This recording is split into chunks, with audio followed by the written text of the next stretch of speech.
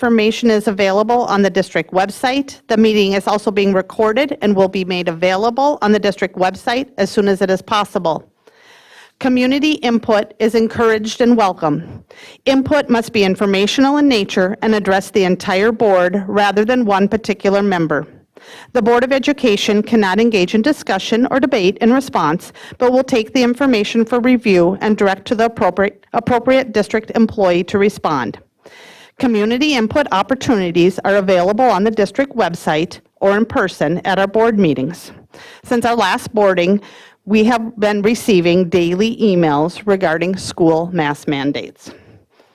In the past, when we have numerous community members interested in speaking at board meetings, the chair exercised the right per Board Policy 206 to limit the amount of time allocated for community input. So I am following precedent and setting aside 30 minutes for community input tonight. If you do not get an opportunity to speak tonight, I invite you to email the school board. Again, you can find that link on the district website. Go to the About Us and School Board page. There you will find the community input link as well as the YouTube channel link for live streaming board meetings. Historically, speakers have been allowed 3 minutes at the microphone. I am not going to change the past practices or change the rules tonight. But since that would limit us to only 10 speakers, I strongly encourage you to consider being brief to allow more community members the opportunity to speak. Finally, I want to say, in today's world, I am so thankful I live in a great community and country that allows and provides us opportunities for freedom of speech.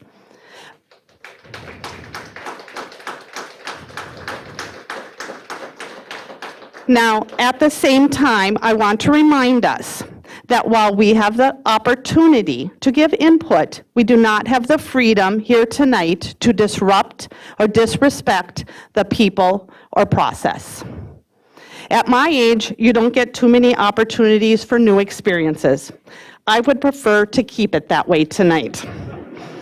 I don't want to have to direct someone to leave the meeting or force this meeting into recess, two things that I have thankfully never previously directed. I do believe that we are better than that. So welcome. It is great to see such a caring community. I'm proud that you guys live in this community with me. So thank you for being here. I appreciate your passion. So with that said, we're going to allocate 30 minutes, and Lori is so kindly going to explain how we are going to randomize this to call people up. Thank you, Chair Haas. As I explained to those of you who elected to speak this evening, we will be using a random selection. As Chair Haas said, we have time for 10 people total, and to gather a variety of perspectives. Chair Haas will be asking for 5 from the advocacy perspective of no masks and 5 for the advocacy perspective of masks, which you all kindly identified when you came in. I will press this random number generator, and as you can see on the screen, it will tell you where that 15 is now. It'll replace it with a number between 1 and 10. As you entered, your names are entered on a number, and Chair Haas will read your names at that time. And then we will, after the two have spoken, we'll press it again and another number will pop up. And in between, I will put up this timer so you and the crowd can see a countdown in case you want to allocate some of your time to additional speakers this evening. Okay. Let's find the lucky number. Number 4. Okay, first up, we're going to hear from Jackson Benedict, a student, and then second, Rhiannon Knutson.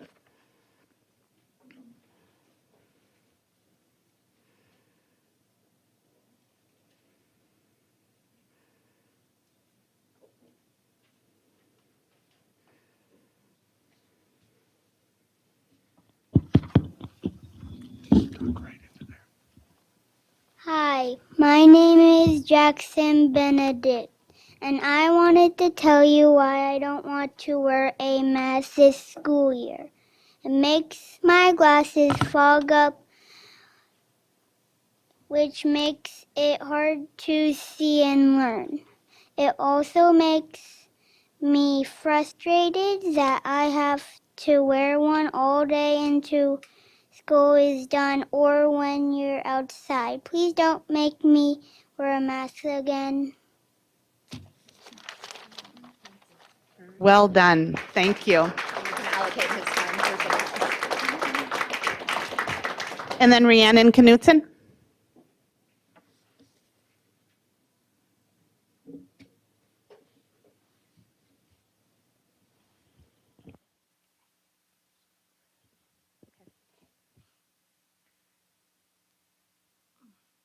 Hello, board. My name is Rhiannon Knutson. I am a parent of 4 students in 742. We have been a member of this school district for 13 years. I have children at 3 different schools, Westwood, North, and Apollo. And I wanted to address you tonight about the mask mandate because not only does it personally affect my family on a medical level, but as a whole is something that I think our community needs to realize that in order to progress forward and get to where everyone wants to be, we need to work together to do so.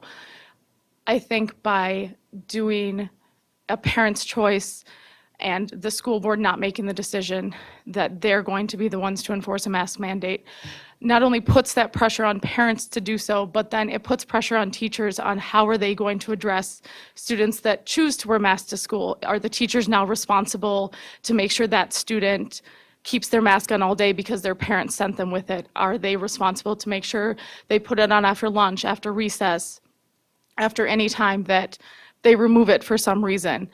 As well as then, what other practices do the teachers have to take away from learning to try and enforce it? If it's something that everyone is expected to do, then that's the threshold. They don't have to be in that position to, I don't want to say argue, but have a discussion with children about, well, my mom sent me with one, someone else's parent didn't send them with one, and now the teachers have to try and explain that, or take time to send note home to parents saying, I'm really trying here, I can't make your student do it. And then where does it come to? Because then it comes down to we're still taken away from learning, which no one wants, regardless of if they're for or against having a mask mandate. The common goal is we all want our students to be learning, to be in the classroom. And the safest way for them to return to school right now is to have masks to protect everyone as a whole, so we're not forced to go back to virtual learning if that's not something that everyone wants to return to.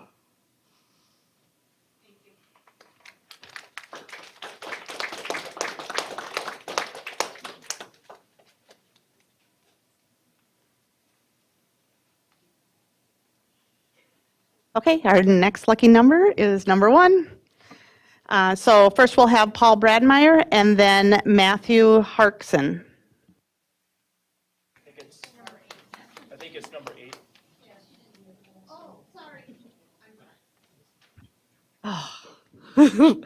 Okay, number 8.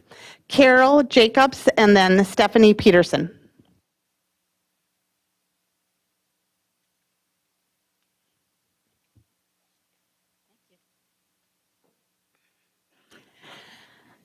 I did not come prepared with notes or facts, data, because I'm assuming that all of you know that. I didn't come prepared to speak, but I am moved to speak. My name is Carol Jacobs. I am a resident of St. Cloud. We have 5 grown children and 8 grandchildren within this district. And I am a retired teacher of this district. And there's one word that comes and stands out to me, and that is the word choice. I understand that fear is dictating in many, many situations. Fear is dictating what people are choosing to do. But that's the word that we need to fall back on, is choice. It is not okay to dictate what another family chooses to do for their children. You heard a little boy speak, a child who's living the choices that you make for him. Obviously, you can tell that I am advocating not no mask or mask, but choice. As a teacher, we give choices to children within parameters. But those choices come from adults who are responsible and know where the choice comes from. Where does that choice come from? Is it coming from a political persuasion? Is it coming from fear? Is it coming from doing what's right as a leader? And you have been chosen as leaders in our community. I was chosen to be a leader in my classroom.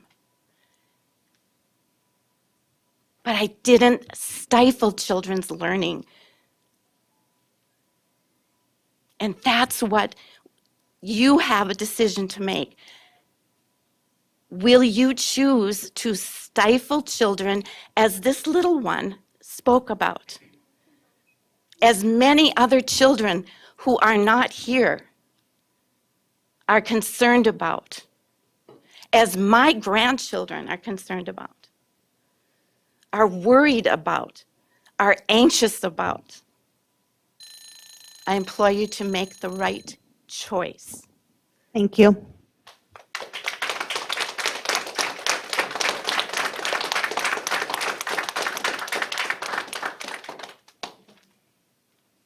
Okay, number 2. We have Michaela Benedict and no, did I mess it up again? Oh, I'm sorry. I'm just moving it along here. Stephanie Peterson. Hi, Stephanie. Sorry.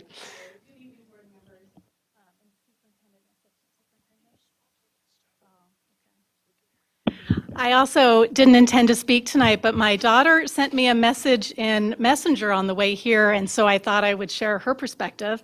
I have 2 children in St. Cloud schools, Cooper, who is entering 4th grade, and Harper, who is entering 7th grade. So this is Harper's perspective. And I'm happy to take a photo as evidence, so it's clear that it's Harper's words, spelling and all. I believe that everyone should wear a mask for 2 reasons. 1, science proves it helps. There have been so many studies done, and they pretty much come back to the same thing. Masks help, whether we agree or not, they do. 2, I hate masks. To me, they remind me of the time I could not go to school because of my safety. She was a DSL or a DLA student last year. But now, for me at least, they represent going back to school and hopefully not missing a soccer game because one of my classmates got sick and we all had to quarantine. And finally, after months of hard work, we wouldn't be able to go to state because someone got sick. So wear masks. The mandate may seem like a silly thing to do, and it's fine if you think that. Believe what you want to. But it is not fine if a student can't do something because another was not responsible. I have seen how much kids hate being online. I have felt it, and if there is any way you don't have to experience it, then do it. In this meeting, the board is thinking about a mask mandate in 742, and yeah, we all dislike masks, but if it can keep any kids safe, then it is worth it to wear it. Thank you for your time. Thank you.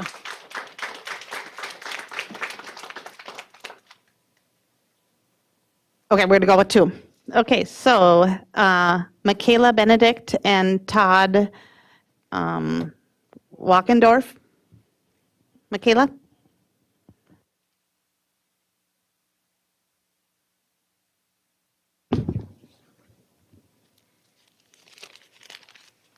Hello, everyone. My name is Michaela Benedict. I'm a single mother of an 8-year-old little boy, which you already heard spoke. He resides in this district. I'm also a healthcare worker who worked through the pandemic. While I respect everybody's choice to wear a mask and strongly believe proper hygiene as well as social distancing when you're sick is strongly recommended to prevent the spread of communicable diseases, however, I am concerned about the long-term psychosocial implications of our children, our students, being forced to wear a mask. As you know, communication is not just verbal. We also rely on facial cues and body language to gather all the information, which is important for learning. I fear if we mandate mask wearing throughout the school day, that we are going to limit the psychosocial growth and development of our children and their ability to be good communicators. That is why I'm asking you not to mandate masks in 742. Thank you.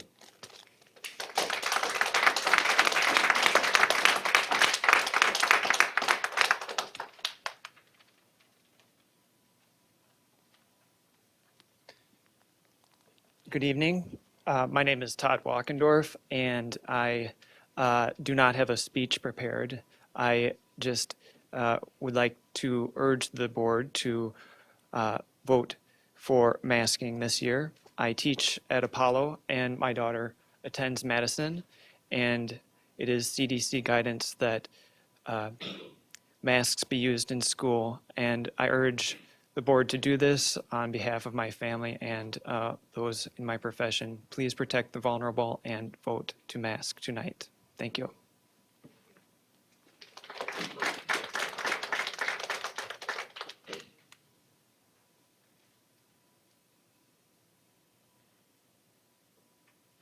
Nine, so Keith Ferguson. And I don't have a 9 counter, so I'll just go ahead and put Patty Reisinger. You also don't have a partner.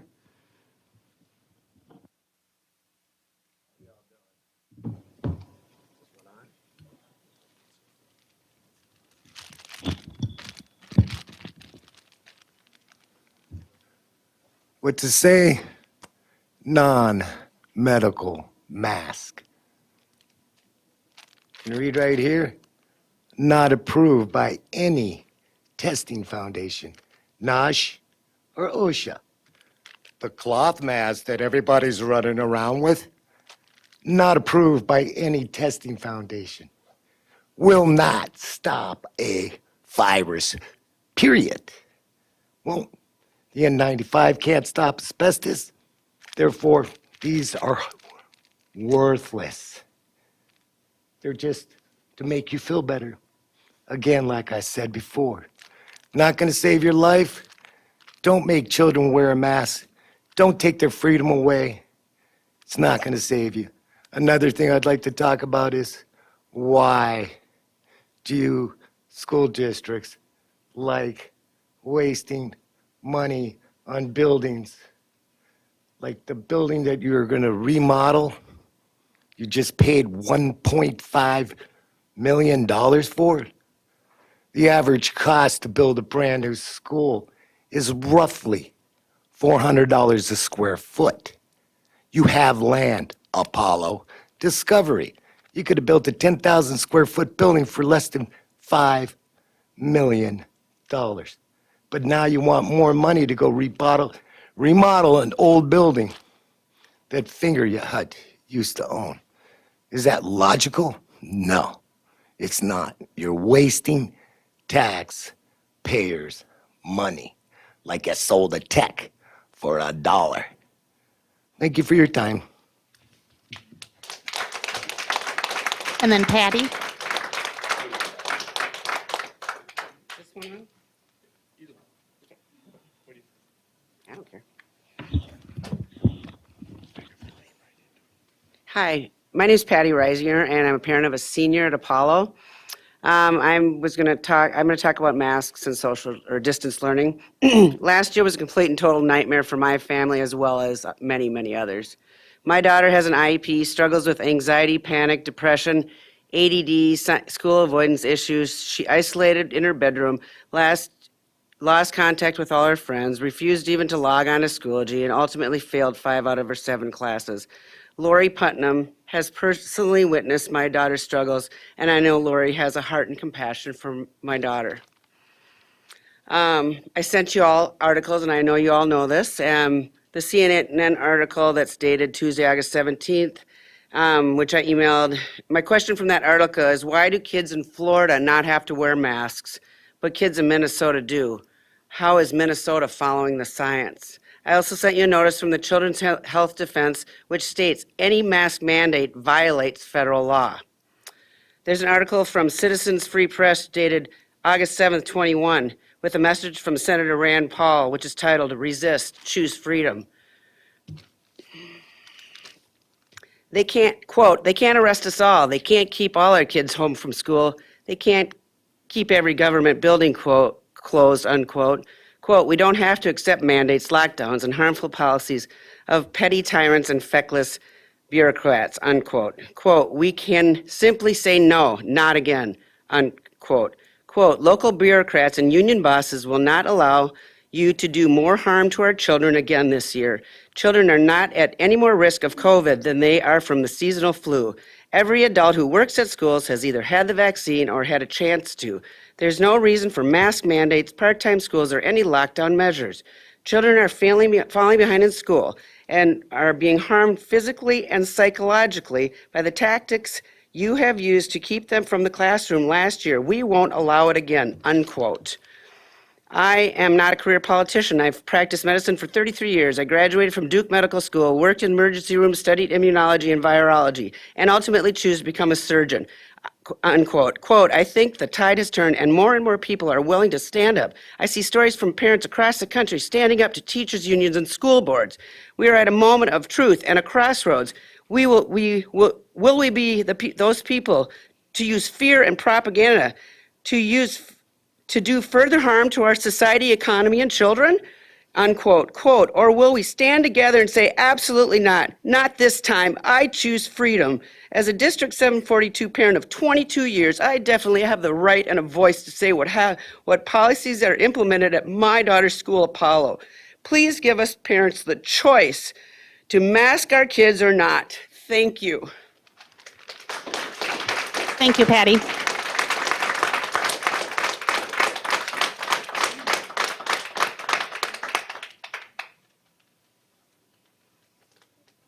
We'll do it again. Okay, 6, Treg Swanson and Jama Alid. Sorry, I'm not very good at pronouncing names.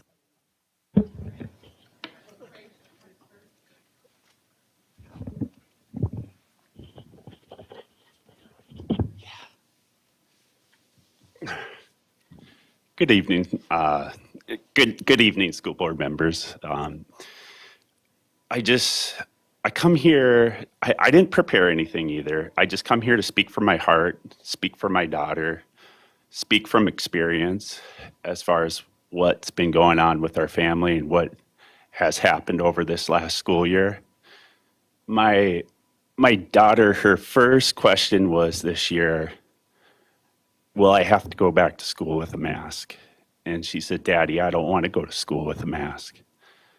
And last year, every morning I brought her to school, she's like, Daddy, I don't want to wear a mask. And you could see the psychological harm to her and the sadness come over her face. And it was just so strange too, because also just physically, she was just breaking down too, where she had sinus problems, she was having stomach issues. Maybe it was a school lunch. I just had to throw that joke out there. Sorry, cooks. But it was just so strange is that when summer came along, she stopped wearing her mask, it all went away. And it's like, I don't have the evidence to prove whether if it was the mask or not, but it just so happened to be. Isn't that just pretty coincidental that it happened that way? And then just as far as us, we go as a family, it's like we took the responsible steps through COVID. We listened to the guidelines. We went to stores with masks on. We stayed 6 feet apart. And and we also, when we had Thanksgiving, we had our family tested for COVID, and we took care. I mean, we took the responsibility of that. And I still came down with COVID. And I came to, and it's like I came in with limited contact of people when it happened. It's like, I don't know where I got it from. It's like, I was wearing a mask too. And is that proof enough? I mean, people are saying, hey, the proof is the mask stops or slows down the virus or stops the spread of it or whatever.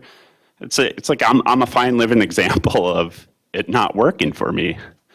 And it just goes back to pointing out to my daughter the psychological harm it has caused her over this past year. It's really heartbreaking and heart-wrenching to hear that from her, to really pull at me and say that she doesn't want to go to school. And it's like, I don't know what to do as a parent. It's like, do we homeschool her now? Just because it's like, I don't want to see her go through that. Thank you, school board members. Thanks for listening. Thank you.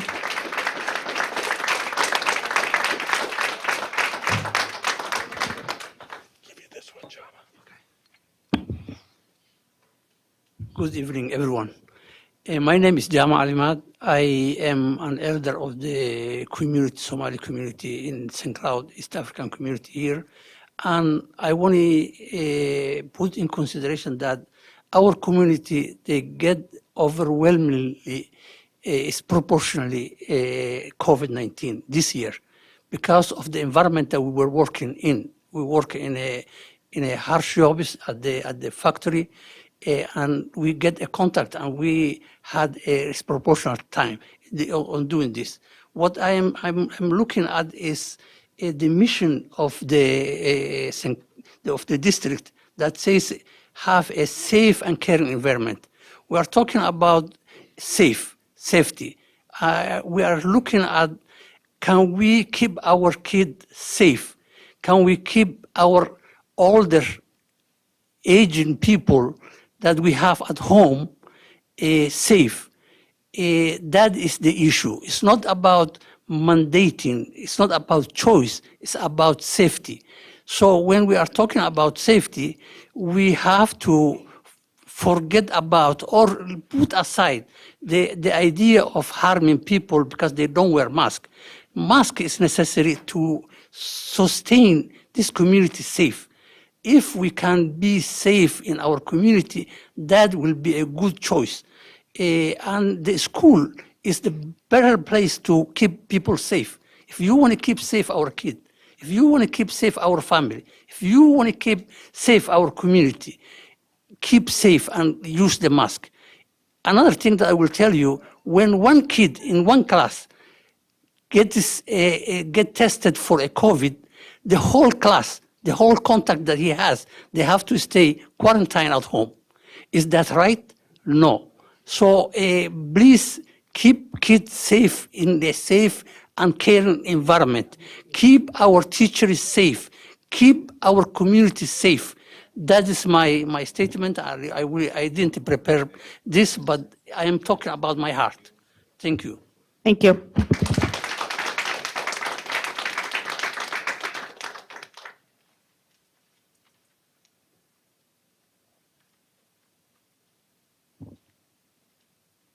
Nope, we need a 1, a 3, a 5, or a 7.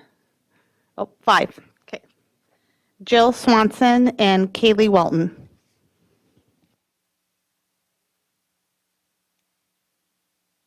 I tried to hash mine down to give people more time to. Hello, District 742. My name is Jill Swanson, and I'm here again to ask that you make masking optional this school year and that you let us as parents decide what we believe is best for our kids and our school community. I recently saw a student speak at a school board meeting stating that he feels scared when he's not wearing a mask. That honestly broke my heart to hear that kids nowadays only feel safe when they're masked up and fearful when they're not wearing a mask. We are instilling a false sense of security by telling our kids that a mask is the only thing that is going to keep them safe, which is far from the truth. We need to be building up confidence and boldness in our kids, not fear and covetousness. We need to stop teaching our kids that the air around us is toxic and everyone else around them is sick, and stop making this mask be a symbol of a security blanket. Yes, the virus is real. Lots of viruses and bacteria are real. I'm not denying that that the pandemic is not real. That is not the point. The point is that we are going about mitigating this virus in such a backwards way. We are instilling fear in our children by making them believe that they are not safe without these masks. What we should be doing is teaching our children proper hygiene, what our immune systems do, and ways to maintain a healthy lifestyle. We need to teach our children to wash their hands frequently. If they need to cough or sneeze, do so in their sleeve and wash their hands again, right? We need to teach them that our immune systems were created to help us fight off diseases, and once we are exposed to an antigen, our immune system will create antibodies, killer T cells, and B cells, and so forth.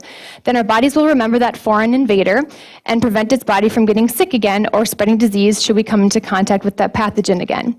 We need to teach our children that the proper ways to maintain a healthy immune system are to get a good night's sleep, exercise, eat healthy, get enough sunlight, and take our vitamins, instead of teaching them that everyone else around them is sick and a mask is going to protect them. I promise you as a parent, I will be extremely diligent at monitoring my daughter's health. I will stay in tune with her physical health and pledge that I will not send her to school when she is sick. I will also tune into her mental health and make sure that she does not have to wear a mask on her face, which is only causing more harm than good, especially in her young age group. I also pledge that I will respect other families' viewpoints, because in the end, we all want what is best for our children. I am asking that you give our kids a chance this year by still attending school safely without a mask mandate. And I'm asking you to give parents a say in what we believe is best and healthiest for their children and for the school. There are countless other surrounding school districts that believe that optional masking is the best practice for our kids. I am asking that the St. Cloud School District does the same for our students and families to allow for optional masking as we continue to keep our kids physically, mentally, and socially healthy this school year. Thank you again for your attentiveness this evening and for allowing us to come in and voice our thoughts. I really appreciate it.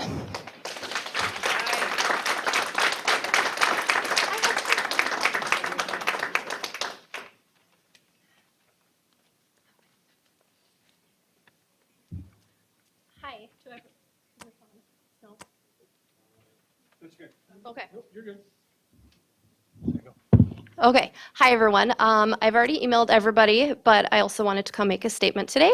First of all, we need kids in schools. As a mom who had a 4-year-old who really needs to be assessed for behavioral issues and a newborn doing distance learning last year, it was awful. They need to go back. Kids need to be there. And thankfully for us, the American Academy of Pediatrics also believes that. But kids need to wear masks, at least at this point in time, until our vaccine rate is higher or there's at least more of an immunity built. It takes a village to raise kids, and not everybody is going to make the choice to help keep that next family's kids safe. Personally, I used to work for 742. We had a little preschool kid. The common cold put him in the hospital for weeks because he doesn't have an immune system. And now that there's no distance learning, what does that little guy do? You know, he's not going to get the services he needs. Also with that, St. Cloud is very big on inclusivity and equality, and by not asking that all students and staff and visitors wear masks, you're not being inclusive to those children and families who don't have the immunity, who have medical issues, and it puts them at risk. We heard from Jama, a lot of people in his community, due to working conditions and maybe their home life, they were higher risk. There's inequality in healthcare for minorities and Black people. We have a lot of minorities, a lot of Black, Latino, Asian students in our district, and the science and data shows that they don't receive equal health care. So if we have an outbreak of COVID, we're going to see a lot of, again, inequality. We need to protect our people who are not being protected by the law, by racial justice, everything. So obviously, I'm asking that you please mandate masks. I'm not the only family who does not feel comfortable sending my child without one. I don't want it to be forever. I really hope, I would love if even halfway through the school year we could reassess as the vaccine becomes available to more students, and if families choose to vaccinate their younger kids, we might not need masks. I don't think one more school year is going to be the end-all be-all to children's mental health, psychological health, their development. I think we can work through it. Thanks. Thank you. We're approaching 30 minutes. I want to do one last round because I called number 1 and I read it wrong, so I want to honor that. So this is our last round, and we'll do Paul Brandmeier and then Matthew Harkins.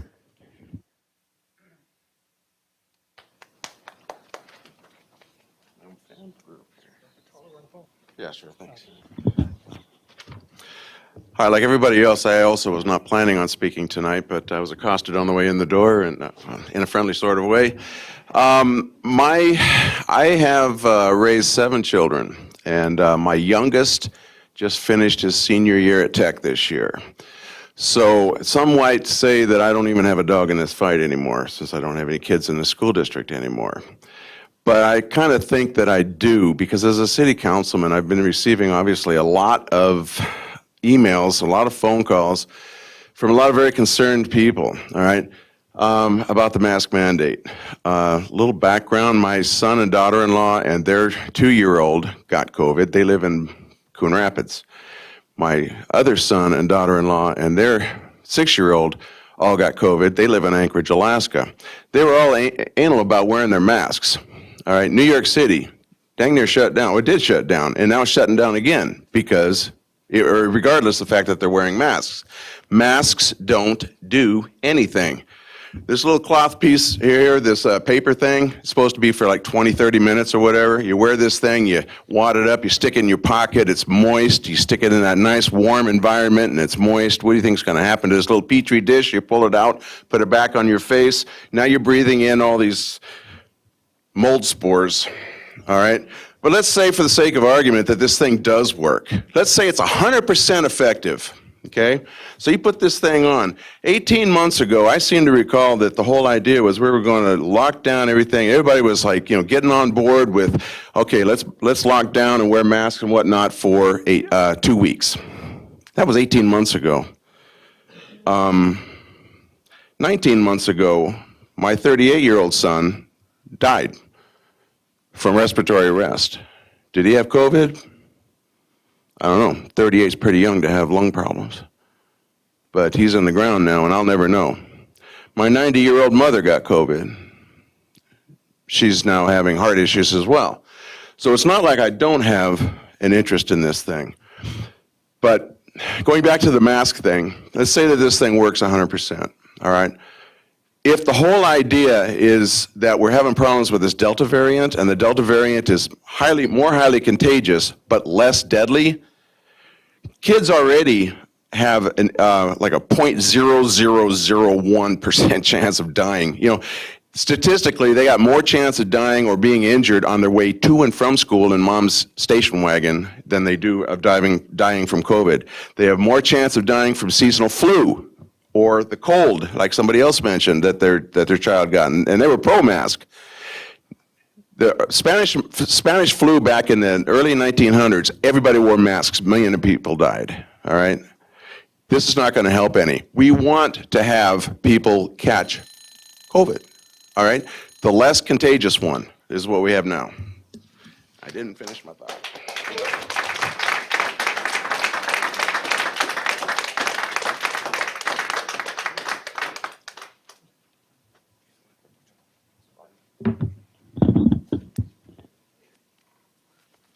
Thank you. I want to speak very briefly and just get to what I think is the core issue here. I think that we all agree that we want our children to go to school in person and to learn in person. And we also want our children to be safe when they're in school. If those two things aren't happening, we have a major problem. The two most powerful tools that we have against the Delta variant, are masks and vaccines, period. Our children under 12 at this moment currently cannot take vaccines. The only thing we have for them are masks. Please protect them by requiring masks. Thank you.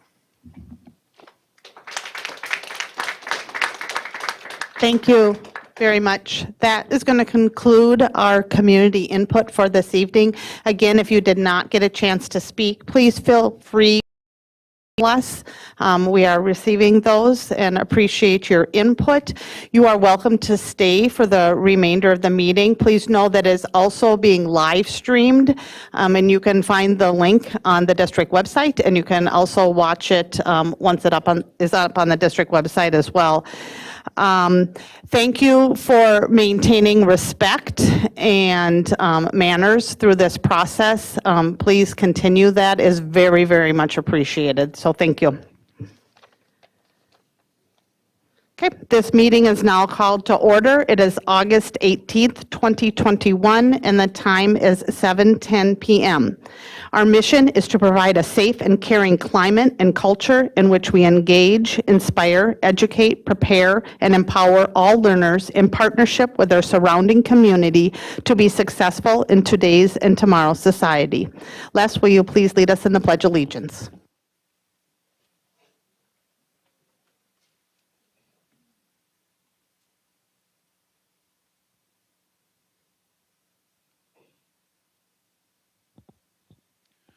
I pledge allegiance to the flag of the United States of America and to the republic for which it stands, one nation, under God, indivisible, with liberty and justice for all.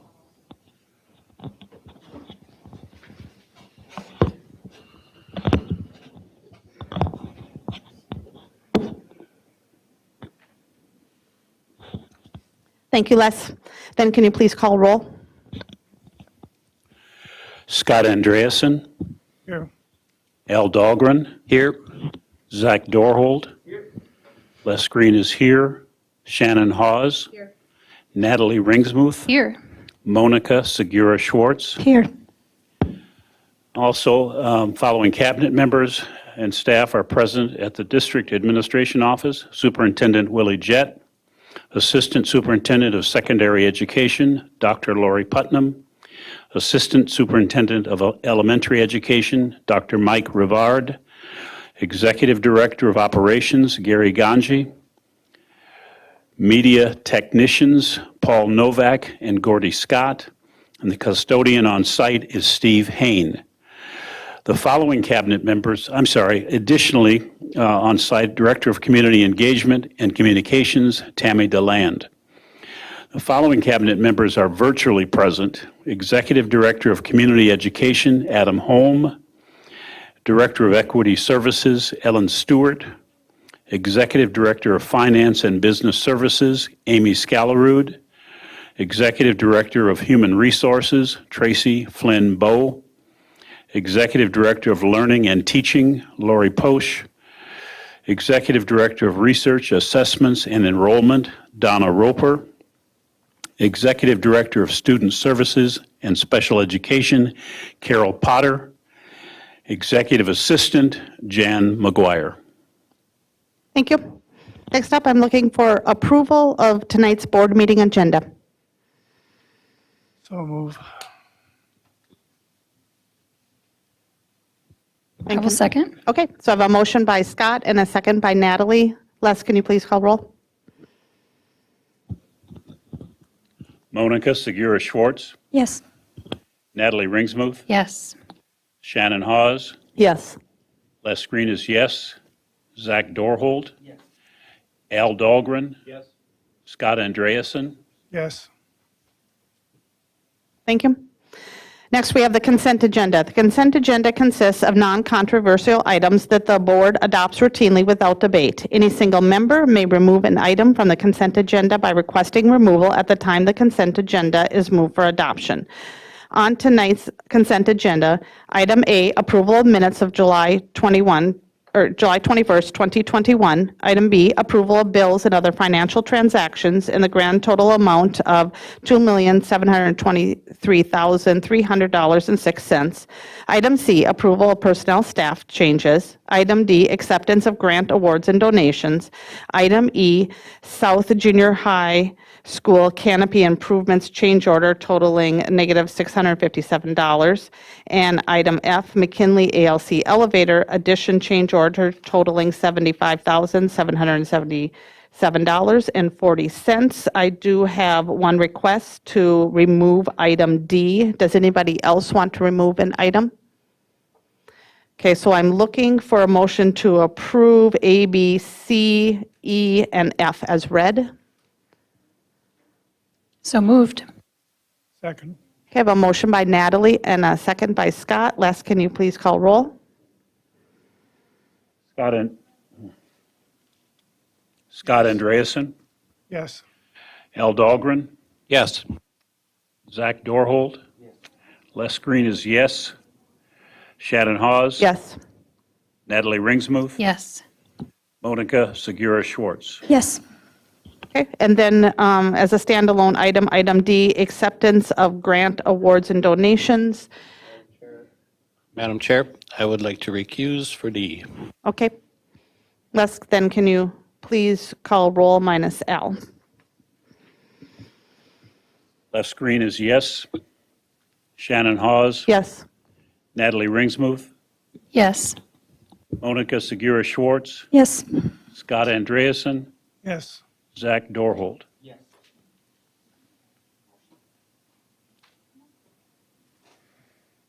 Did we have a motion? Okay, back. Can I get a motion to approve item D? So moved. Second. So now I have to do that I'm sorry. all over again? Okay, I have a motion by Natalie, a second by Scott. Can I Sorry. put in a voucher for more money? Because I have to do this twice. Les Green is yes. Shannon Hawes. Yes. Natalie Ringsmuth. Yes. Monica Segura Schwartz. Yes. Scott Andreasen. Yes. Zach Dorhold. Thank you again. Okay, moving on to discussion and action items. First up is an action item. It's the return to school protocols presented tonight by Willie Jett, Superintendent of District 742 Schools.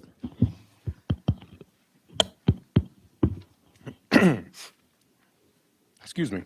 Good evening, Chair Hawes, members of the board, and to our school community here in the audience and at home. Before I get started, I also would like to say a special welcome to Jackson. And so I'm speaking to you, Jackson. You did a very nice job this evening. So just want to acknowledge that.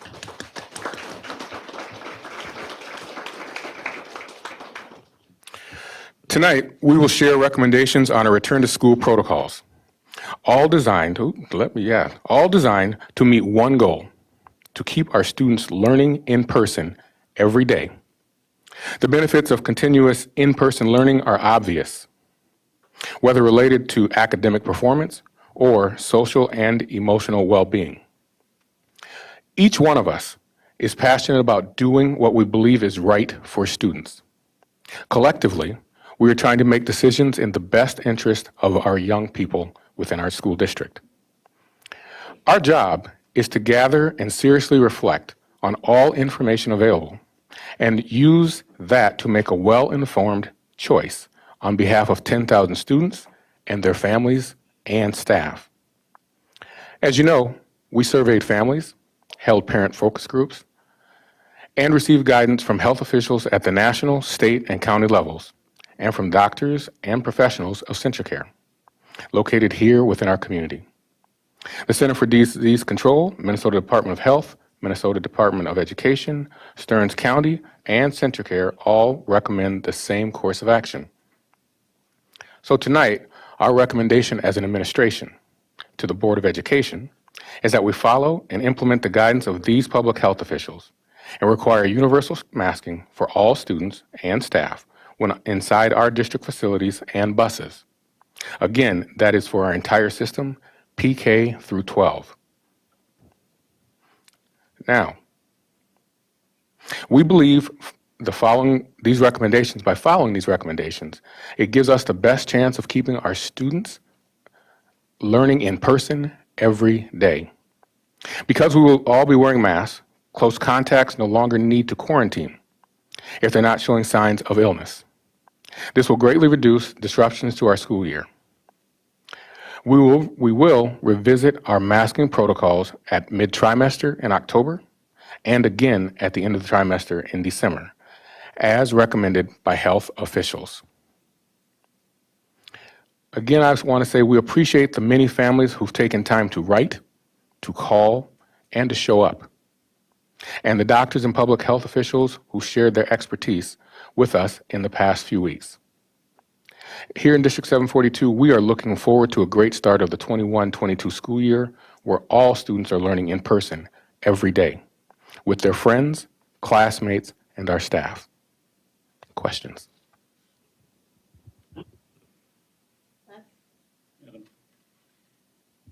Madam Chair, members of the board, I would like to move that we accept and approve the recommendation of our staff. I will second. Okay, so I have a motion by Les and a second by Natalie. Opening it up for discussion and questions. Natalie? I wanted to start out by doing some statistics. According to the American Academy of Pediatrics, as of the 12th of August of this year, over 4.41 million children have tested positive for COVID-19 since the onset of this pandemic. Children represented 14.4% of all cases. Just last week, children represented 18% of the weekly reported cases, and over the past 2 weeks, there has been a 5% increase in the nation in the number of child COVID-19 cases. What I wrote today that I want to say is titled, Have We Forgotten? Have we forgotten when every single ICU was filled in Minnesota? Have we forgotten how many months there were in a row when we couldn't go to see our loved ones in a nursing home, just like my grandpa who then passed away? Have we forgotten when every one of us in this room was at home for months on end as we waited for the vaccine? Have we forgotten when loved ones had to say goodbye to their grandparents or parents on an iPad because they couldn't hold their hand as they passed away in the hospital? Have we forgotten? I will not forget. I will not forget the mom of a 742 student who emailed me and said that she just finally received her transplant and that her body can't recover like it needs to if her child brings home COVID to her. I won't forget a 742 staff member who said that our hiring bonus that we passed last meeting won't mean as much if we can't protect staff who come to work for us. I won't forget that my brother cannot have surgery on his knee in Florida because as schools opened up there with no masks, ICUs have filled up and his surgery has been canceled. He is out of work and he has 4 little kids. And I won't forget the mom who told me what it was like to stand at the foot of her little boy's bed as doctors tried to open his airways because a small virus made his severe asthma kick in. She even included a letter from her son's doctor with her email. And lastly, I won't forget the pediatrician from this area who emailed us and said that most of his patients are 742 students. He laid out clearly that CentraCare, along with the CDC, other things that Superintendent Jett mentioned, recommends masking in our schools. Each of these people who wrote me asked for one thing, a mask mandate, simple and doable. There were people who wrote to me saying that if I make their child wear a mask, it's taking away their personal freedom. But today I won't forget that I teach my children, all three of whom are 742 kids, that their personal freedom is not more important than the lives of their neighbors. Of course, we should have a mask mandate for this school year. Thank you.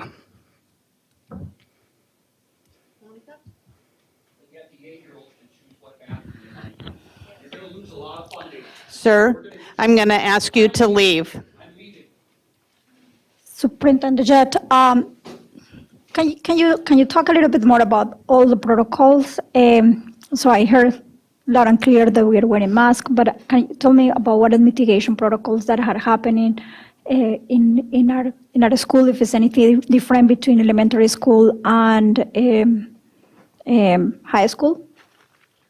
Monica, I'm going to defer that to the 2 assistant superintendents. The reason I'm doing that is I could answer it, but I also know that that's going to be part of their presentation in the next agenda item.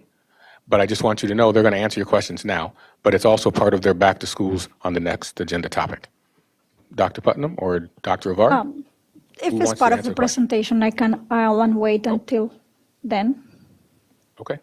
I want to make sure that you get if you have a question and you can ask it so they're ready to respond. Well, let me me rephrase my question.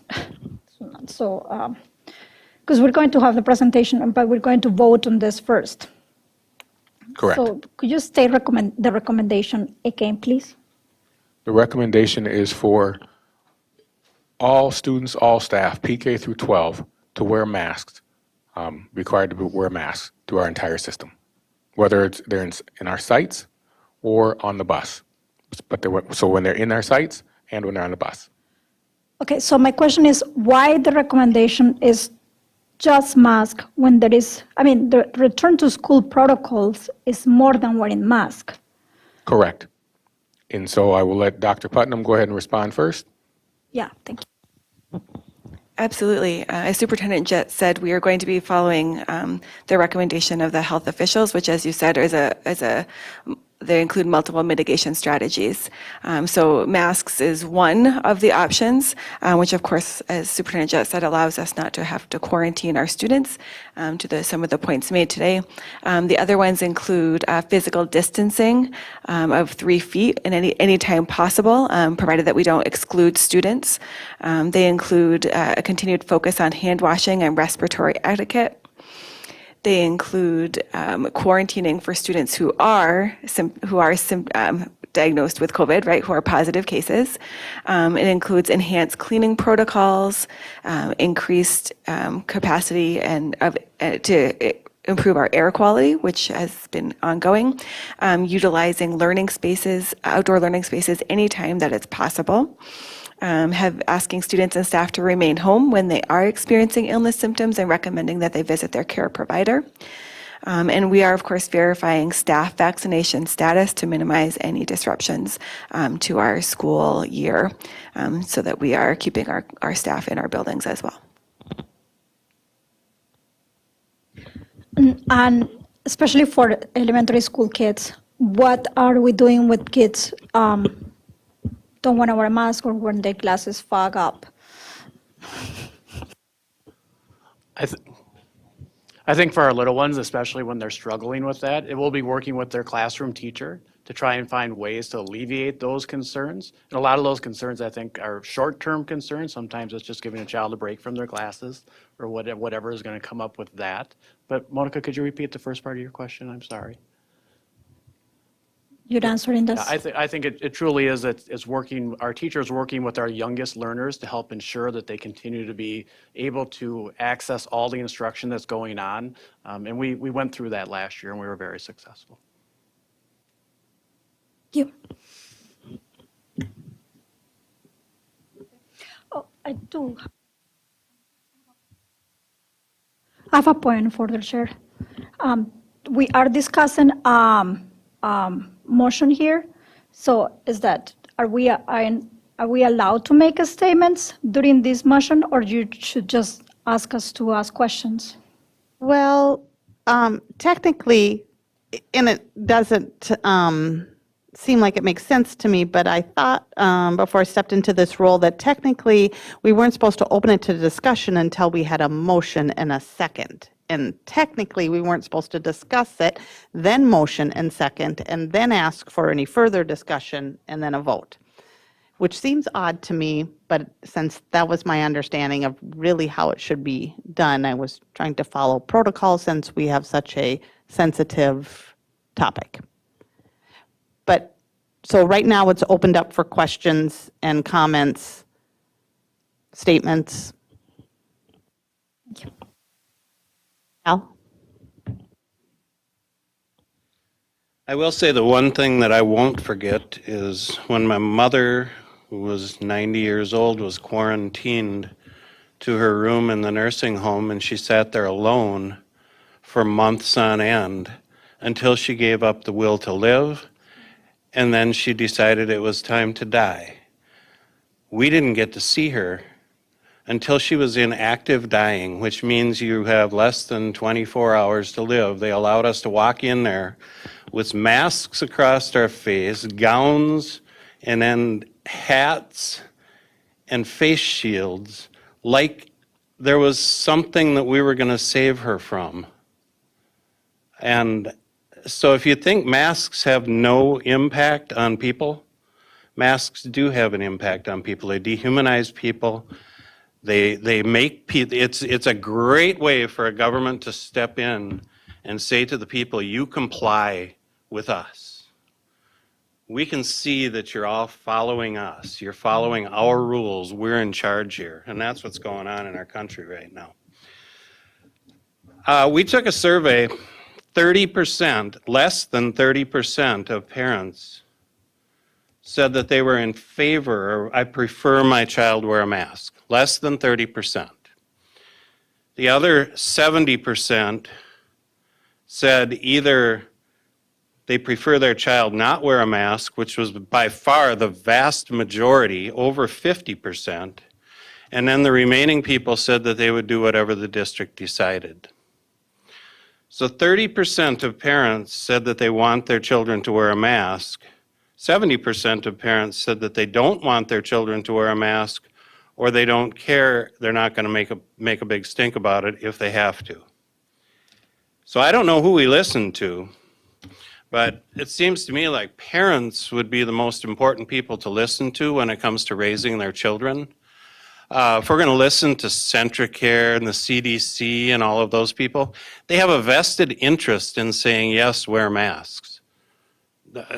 Centricare receives thousands and thousands and thousands of dollars in funding if they can call something COVID. Of course they're going to want that stuff. I mean, it's ridiculous. Why would, let's turn to the NRA and ask them what their stance on gun is. I can tell you what their stance on guns is. Why would we turn to someone when I already know what their stance is? And I want to say one other thing, Willie. It's that I'm a board member for this district. This is the first opportunity I've had to speak on masks.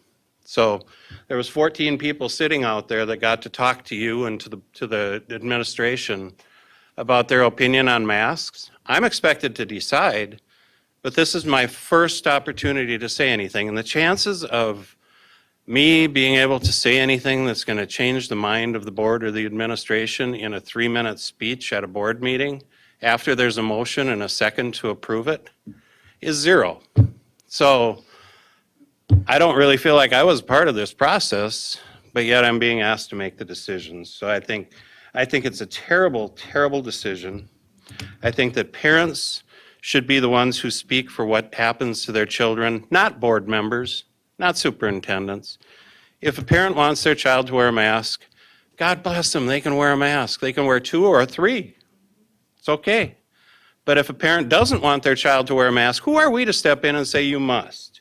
It's just wrong. And masks don't work. Paul Brandemeyer is right. They do not work. They say so right on the package that they're not going to protect you from COVID-19. Cloth masks are worse than the paper ones that you buy in the store. They don't work. N95s don't even work. It's putting up a chain link fence to keep out the mosquitoes. It doesn't work. But they do work on one thing. They destroy a child's social and emotional behavior in life. They dehumanize kids. They make it so that they can't react to other people's facial reactions. When they see other kids, they can't see the face. They can only see eyes. It destroys them. We saw suicide rates go through the roof last year. This is just ridiculous. So I don't know who we talked to or what, but we didn't talk to board members, but we're asking us to decide. So with that, I'm done. Anyone else want to comment? Okay, so we have a motion by Les and a second by Natalie, I believe. So Les, can you please call roll? Shannon Hawes, Yes. Natalie Ringsmuth, Yes. Monica Segura Schwartz, Yes. Les Green is yes, Zach Dorhold, Al Dahlgren, No. Scott Andreasen, Yes. Thank you. And thank you very much for being respectful during that. Okay, next up is a discussion item. It's Back to School 2021-2022 presentation presented tonight by Dr. Lori Putnam, Assistant Superintendent of Secondary Education, and Dr. Assistant Superintendent of Elementary Education. Good evening, Chair Haas, members of the board. Dr. Rivard is pulling up our presentation, so we'll give him a minute. We are very excited, however, to take this opportunity to share some of our back-to-school plans. Of course, our school administrators will be sharing additional plans. I can pull it up if we need to. They'll, of course, be sharing additional information with our families in the coming weeks. Our focus as we return to school this year is on achievement, well-being, and engagement with our students, our families, and our staff. Just makes a really nice little acronym known as AWE. That is what we are focused on this year. We did learn a lot this past year from our students, our families, and the challenging circumstances. And I hope and expect that as we go through our presentation this evening and in the coming months and school year, you will see the ways that new learning has been reflected in some of our practices, including our instructional practices, our social and emotional outreach, and our family and community engagement.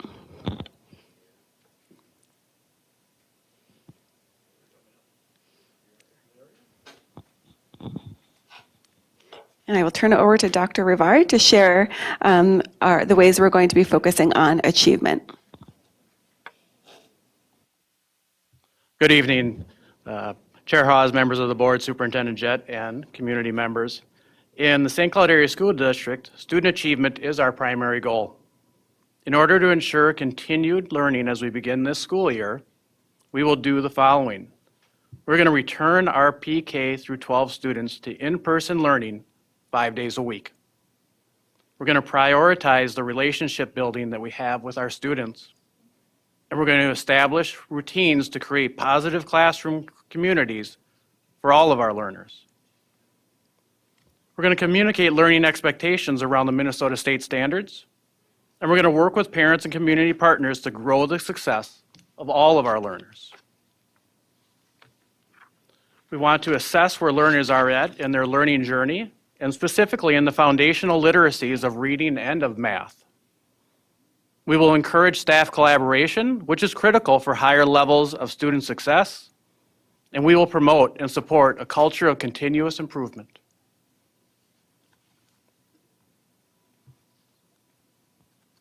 In regard to well-being, we are going to feature a couple areas this evening. Here you can see the way we're focusing on physical well-being regarding the layering of mitigation strategies recommended by national, state, and local health officials.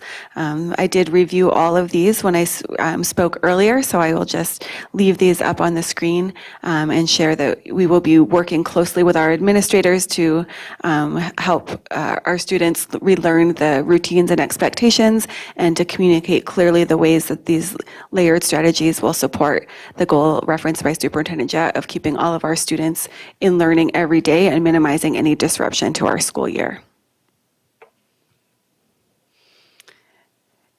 Especially coming off the last 18 months that we've all had, the emotional and social well-being of our students and our school community are paramount as we return with our students to school.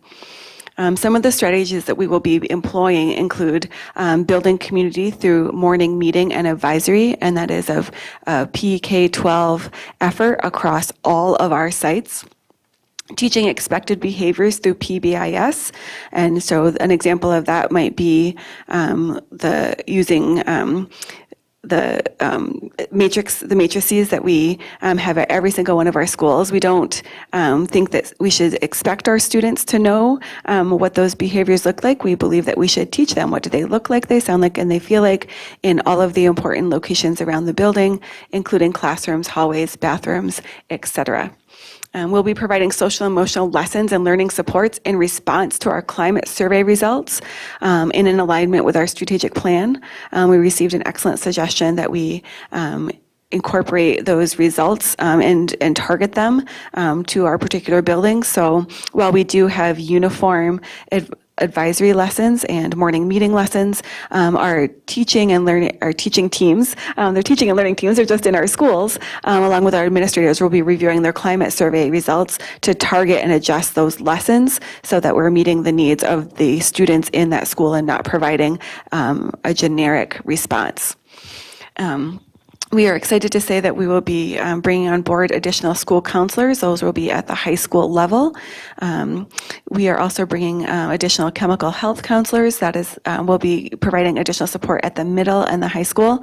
And that additional staffing also allows us to dig or to delve deeper into elementary schools as requested by administrators or other counselors. They wouldn't be located at elementaries, but it gives us additional capacity. And then we're also looking to bring additional mental health supports into our building in the form of folks who are trained specifically to responding to trauma and know how to work with our families and our students in a wraparound service model. Additionally, we'll be continuing supporting staff with the mindfulness and other well-being strategies that you heard referenced during the strategic plan presentation.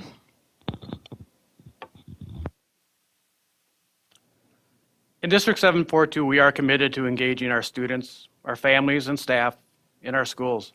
Our focuses are going to include increasing activity participation for grades 6 through 12. Our strategies to achieve this include introducing elementary and 6th grade sports samplers, expanding our community engagement strategies such as windows and yard signs, and participation goals for advisors, our coaches, and our activities directors. Our focus will also include partnering with students to elevate student voice and input through leadership opportunities. We hope to focus on connecting with community partners to support student learning and engagement for after-school activities, and ensuring that we have ongoing communication with families and staff regarding health and safety of our school communities.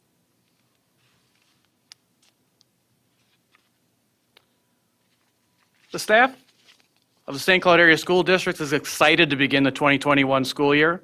As we return back to school this year, we are committed to increasing student achievement, promoting the health and well-being of our students and staff, and engaging our community in District 742's mission of engaging, inspiring, educating, preparing, and empowering all learners to be successful in today's and tomorrow's society. We thank you for an opportunity to share our back-to-school plans for the 2021 school year, and are here to answer any questions that you may have. Thank you. Any questions? Al? Do we plan on following the CDC recommendations or the Minnesota Department of Health recommendations to do in-school testing? And if so, is that voluntary or is it mandatory? And to what degree are we going to take responsibility for things that may happen from it?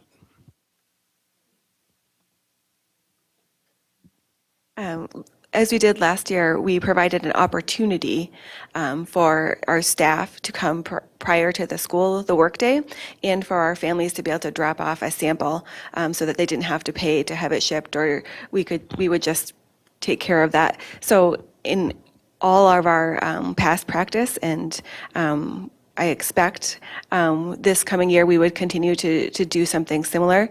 We have not been able to develop all of the strategies because this has been private, confidential information, and we could not act on the implementing all of the layered mitigation strategies, of course, until the board took the vote this evening. Our COVID team does meet tomorrow and would be happy to provide any sort of update about what those exact procedures look like in terms of implementation. Does that answer your question, Al?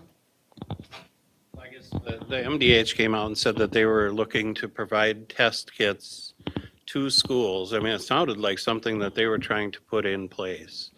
And I'm wondering, number one, about confidentiality, number two, about the ethylene oxide factor, sticking that inside kids' noses weekly. But MDH said their goal was to test kids weekly in schools. And I'm wondering, is that something that we're even remotely open to the possibility of doing? Or is that something that we would put our foot down and say, no, that's not going to happen?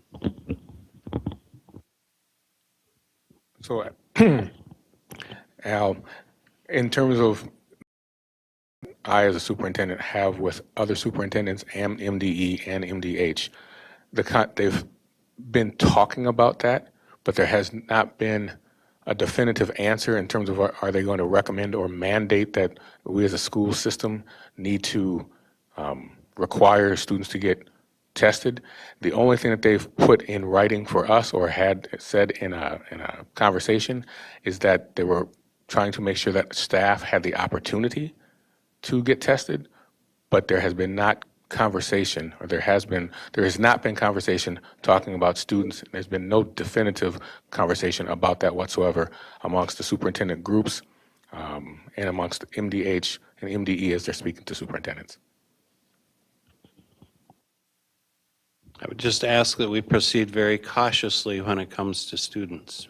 Staff are able to make their own decisions, but I don't want to go the next step with students. I mean, I don't know where this ends, but to me, it's just going down a path we shouldn't be going down.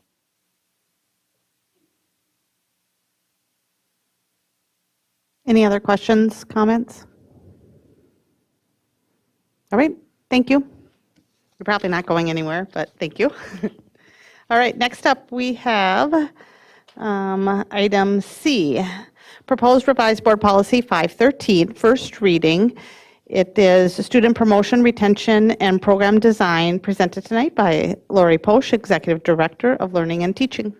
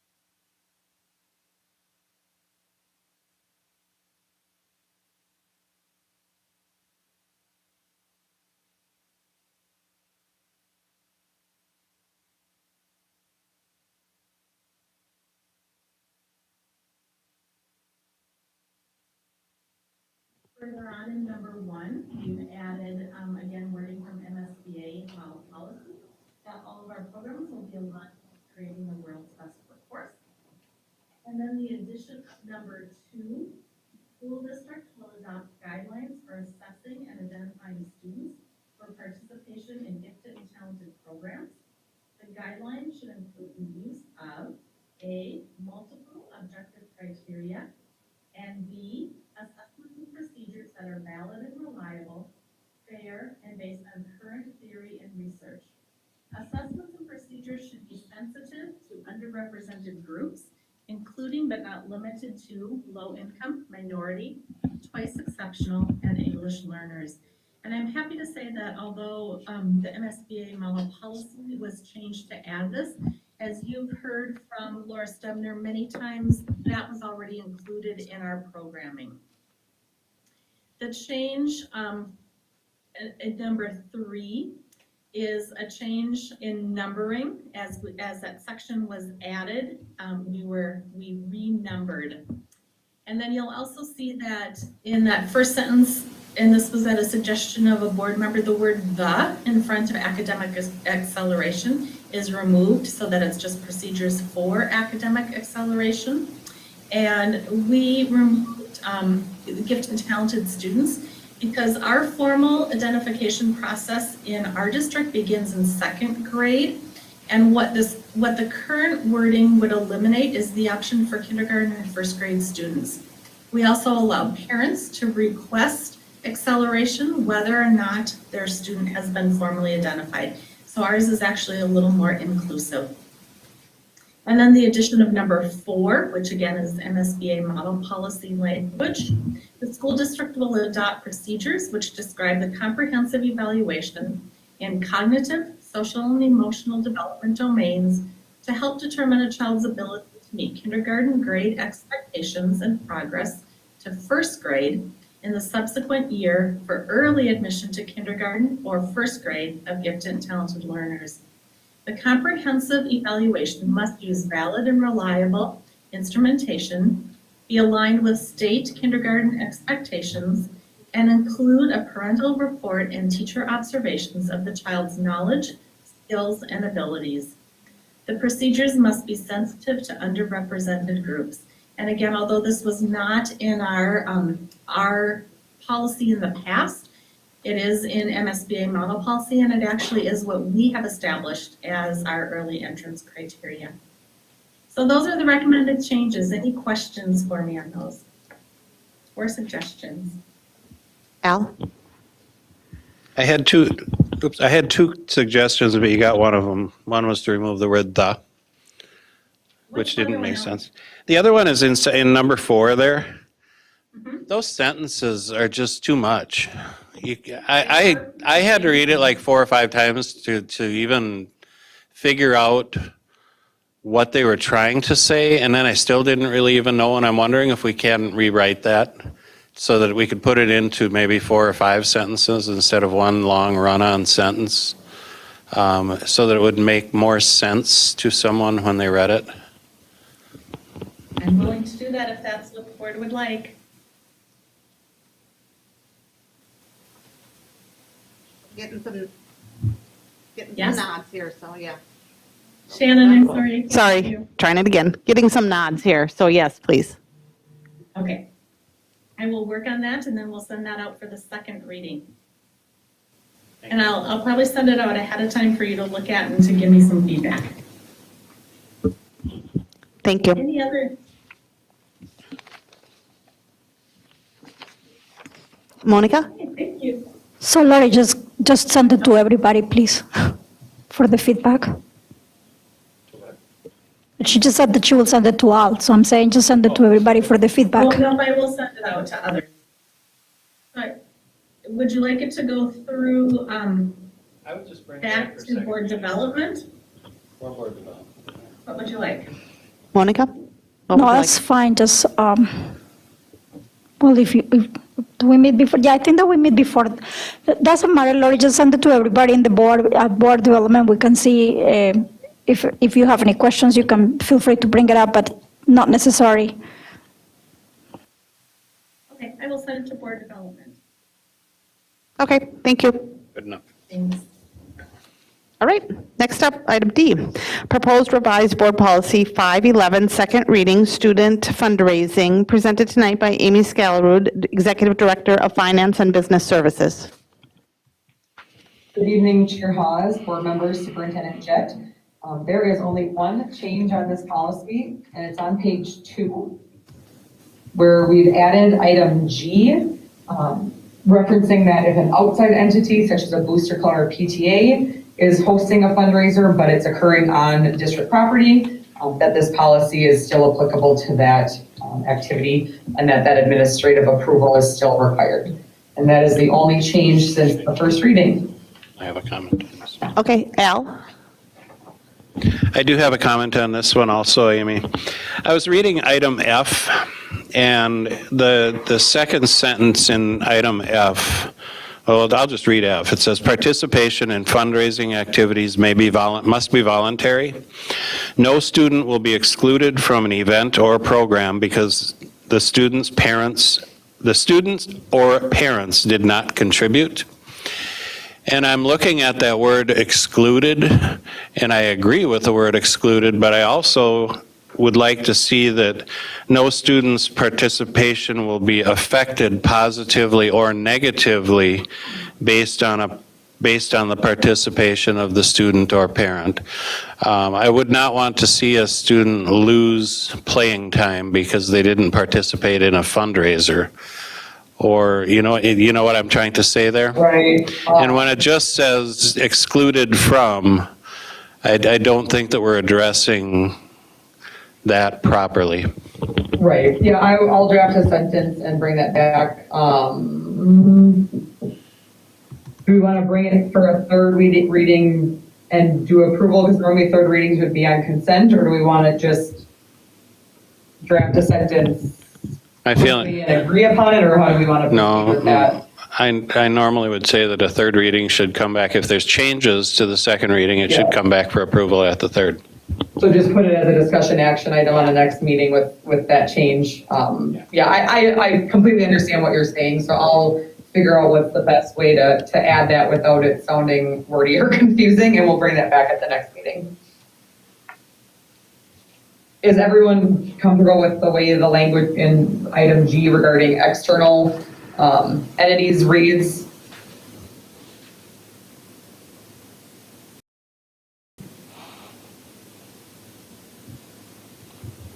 I see nodding heads. Scott, did you have a comment?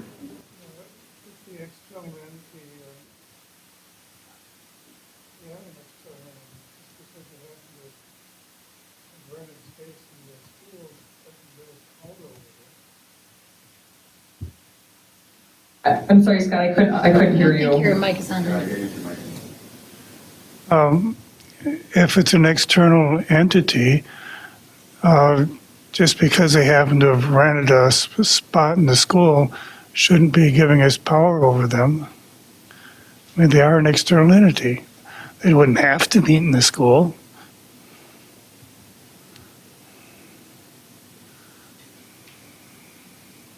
Make any I sense? still only caught about half of that. Could someone, it must not be coming through clearly, was it in reference to whether they were required to do it on school property? Yeah, I mean, just because they've done something, okay. Okay, just because they're meeting on school property, maybe they've rented space there, doesn't give us authority over them. And it's not whether they meet or conduct their regular business on school property, it's if the fundraiser itself is happening on school property. So if they're gonna sell t-shirts and they're gonna set up a stand in the lunchroom during school, that's when the fundraising policy has to occur. So they can certainly still hold meetings and use our buildings, and we're always open to that. The reference in section G is specific if the fundraiser that they're doing is being done on district property. Okay, Does that provide clarification? yes, thank you. So I do, the thing is that I also think that it's not clear, so I do have a suggestion, and that we can talk about it in board development too. But I did want to change the order of the sentence there and start by any fundraising activity that occurs on district property will be subject to our fundraising policy, even if it is by a booster organization or a PTA or an organization outside of a district. I think that is more clear. No? Yeah, we can do that and we can bring that back through board development just to finalize it. Cool.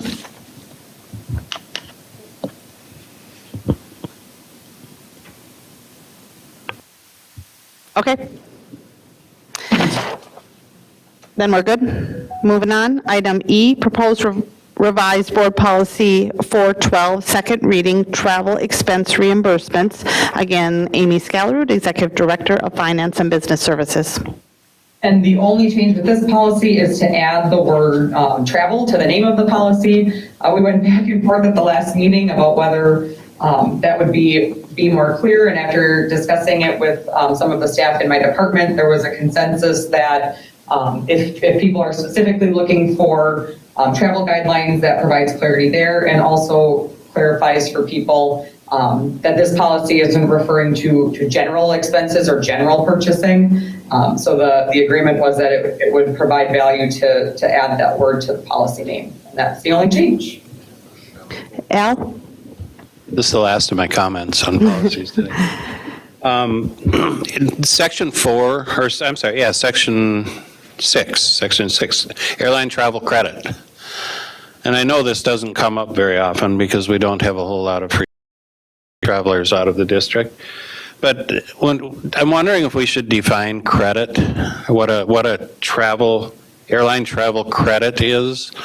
Because my understanding is that is if you purchase say you purchase a ticket and then either the flight gets canceled or you cancel the flight, and the airline issues a travel credit voucher.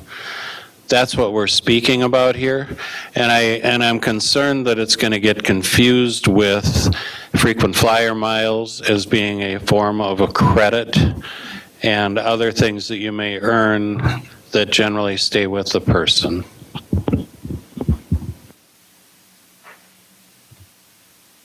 Yeah, we can look at that. Like we discussed last time, we pulled the language directly from MSBA, so we could either define airline travel credit or we could potentially add a sentence that, if it would be clear, just to add a sentence that specifically states, this section does not apply, to an employee's frequent flyer miles or something to that effect. So I think, there again, we can bring that back to board development. Would that be the best route? Finance committee? Les wants to jump in here before we make that decision. Les? I think that Al's made a very critical point. It's just a definition that excludes credit for a flight that you're going to take the next day. We're really talking about frequent flyer miles or... No, we aren't talking about... If the state is paying, if we're paying for a flight to Atlanta for a teacher to a conference, and they receive frequent flyer miles from that flight, they don't belong to the teacher. Correct. They belong to the district. Or they don't. They do not. In the same way that when a person purchases equipment from Menards, Yes. and there's 11% rebate on on $10,000 of equipment. I think that's wrong. I think that frequent flyer miles stay with the traveler. That's going to be... That's different than a rebate. Well, but Where you're getting they are cash benefiting back. from, they're using, that's why I think the point's critical. You're using district dollars to create the ability for numerous flights all over the... Well, but then you have to keep a separate stockpile, because if you fly out to California 3 or 4 times on your own, and then you go once with the district to Cincinnati and back, then they all go into the same frequent flyer account. So how why do it's you a critical point, and we need to figure out, so I think it needs to go back to the committee, because that needs to be, we have to find a way to separate those out so we don't get people confused with... Yeah, and I would check on the legality of it also. Well, we're going to get into a situation where we can't pay for people's flights. Well, no, but I just, from being a frequent traveler myself for many, many years, I know that there were issues with trying to recoup frequent flyer miles for the company. The company wasn't able to do that.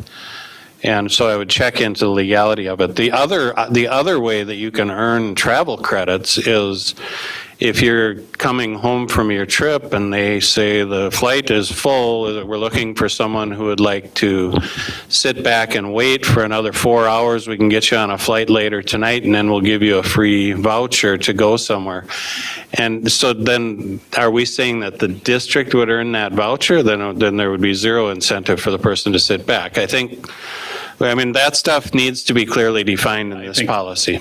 I think so. I think that when we're using state money, we have to be very careful about benefits of that accruing to individual teachers just individual employees, because it's not, I don't think that it doesn't seem fair or rational for those frequent flyer miles to somebody who, if Willie, for example, goes 10 times, because I flew a lot for the state, that's why I'm saying that, and those miles we never used them because it seemed unethical. And so I think we really ought to send that back to committee and see what we can figure out. I don't really, it doesn't matter to me what the decision is, but I think it needs to be clearly spelled out in this policy. Yep, I agree.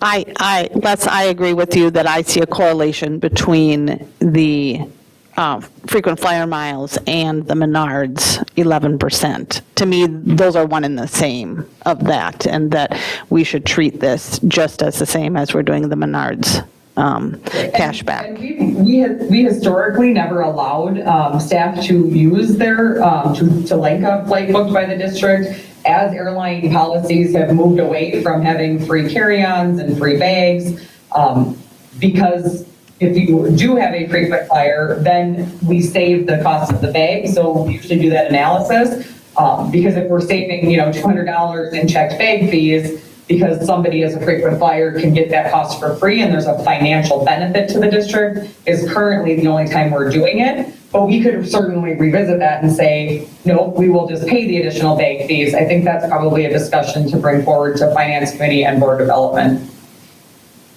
Monica, did you want to jump in here?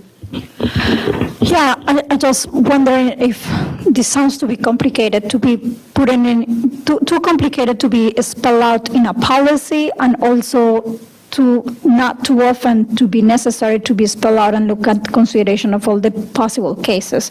So I'm just wanted to ask you if it's enough with some description of that case-by-case basis will be analyzed. Les? One of the ways you can resolve that is that, a policy could be, you have to create some kind of a book of flight miles. Do you not? They don't just happen. So I guess my point is that we could disallow a employee that's flying somewhere would not be able to create a frequent flyer mile account using district funds. It's always attached to the flyer. So if a person has the Delta, if you have a Delta card, it goes, every time you fly Delta, it's attached to you. And you can't combine your account with someone else to combine miles to get a free flight. So it's only when you achieve. Tell you what we had, and I think that maybe the state of Minnesota, when I was flying, had their own credit card, and they bought your ticket for you so that you didn't have to buy a plane ticket. My secretary did all the arrangements, all the hotel stuff, so the state paid for it. I didn't pay for it out of my own pocket and then get reimbursed, because that's what creates that, I think. Yeah, but I want to just say that I think it's kind of opening a can of worms, because now you're going to start saying, okay, well, we ask people to pay for their hotel rooms, and then we reimburse them. So if they put it on a credit card that gives them a 2% cash back, does that 2% cash back belong to the district? And I don't know that that does. And that's different than a Menards 11%. That's a sale. We're having a sale, you get 11% back in rebates. Those should come to the district. But it's not the same as having these benefit accounts attached to your name. Okay. And in my mind, it isn't, but I think it needs to be. Work that out. And just to clarify, we do all the booking, and we do it all on the district card, but we have checked in the past, there's no way, the airlines don't allow the frequent flyer points to accrue in the district's name. They are attached to the passenger. So we aren't reimbursing, people aren't doing these arrangements on their own and using their own cards. We are making all of the arrangements and booking it, but there's no way for us as a district to collectively bank those miles. The miles, and that's airline policy, the miles stay attached to the person who the flight is booked for. So that is one thing that we have looked at in the past to see if there was a way to do it, and the airlines don't allow us to do that. Les? So the miles, regardless of who pays for it, is the name on the ticket. Yes. Well, maybe we should stay out of it. All right. But that is My point in the very beginning is that that is a completely different scenario from an airline travel credit voucher, which is from a canceled ticket, and they're saying you get your $600 back. Here's a travel credit voucher. I do understand the can of worms. Thank you, Al. Well, we just got notice the other day from Sun Country that a bunch of our frequent flyer miles were expiring. How the heck do you track that? You know. They know, but I don't know. About Big Brother. Okay, so are we leaving it at then that we're going to disclose that this is talking about? Work on it and bring it back to board. Okay. Development, and then bring it for a third reading, same way. Okay, So, Amy, did you understand what are we doing? for a full third reading. Yes. Amy, you're good?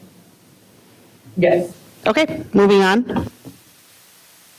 I believe I'm on item F, proposed revised board policy 422, second reading, policies incorporated by reference, presented by Dr. Lori Putnam, Assistant Superintendent for Secondary Education, and Tracy Flynn, Director of Human Resources and Labor Relations. Good evening. As a reminder, this is the policy that clarifies which of the policies are incorporated by reference, just meaning that they apply to both students and staff. They're listed here in order to avoid duplication. The only recommended changes were adding the violence prevention and the service animals in school.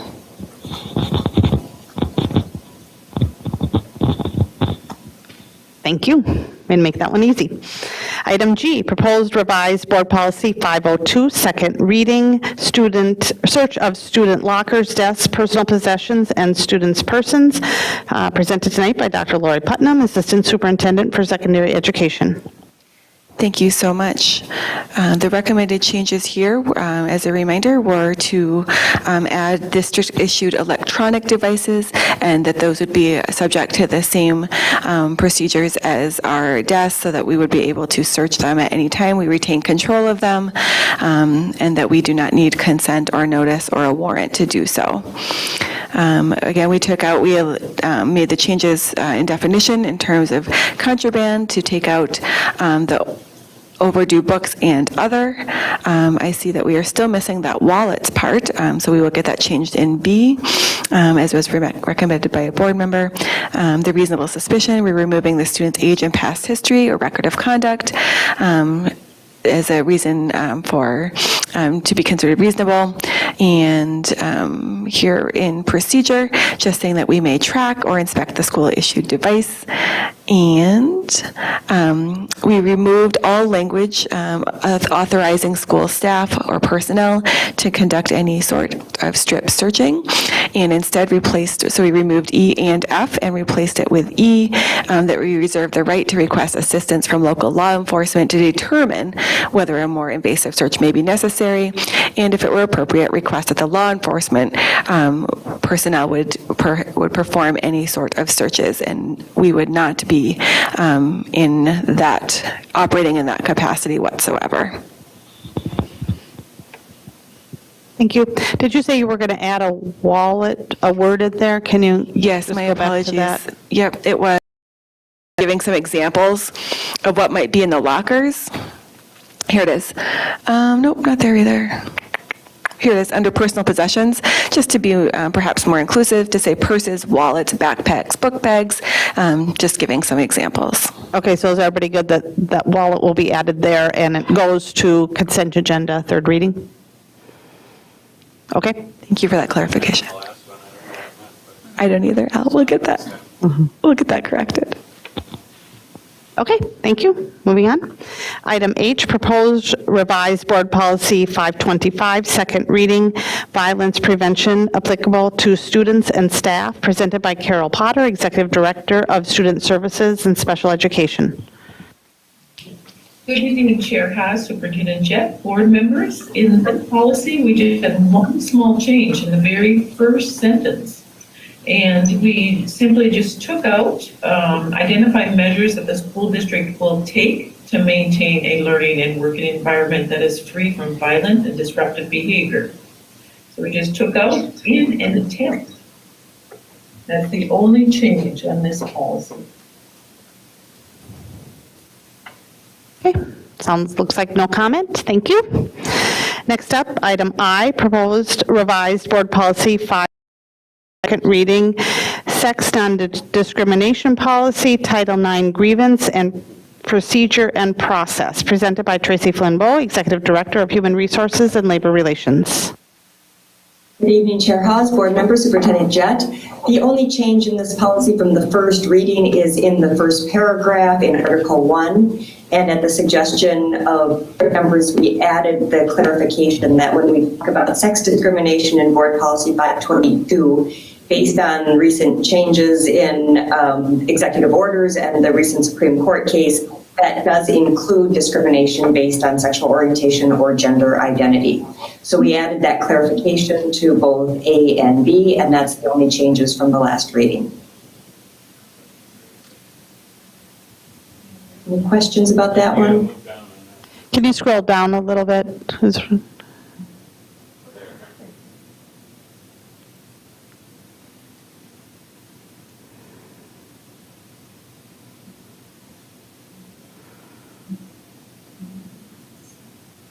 It's a little bit further down because that was the prior policy. You can, it's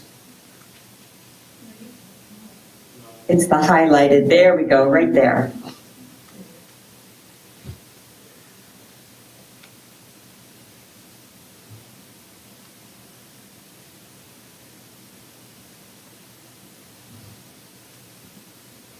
So we just added the highlighted section.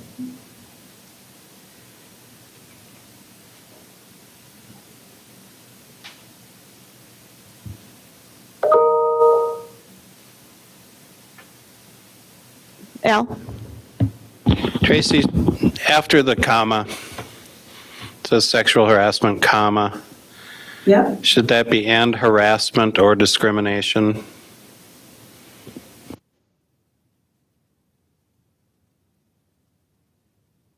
Harassment is a form of discrimination, so we certainly could add that to clarify that sentence.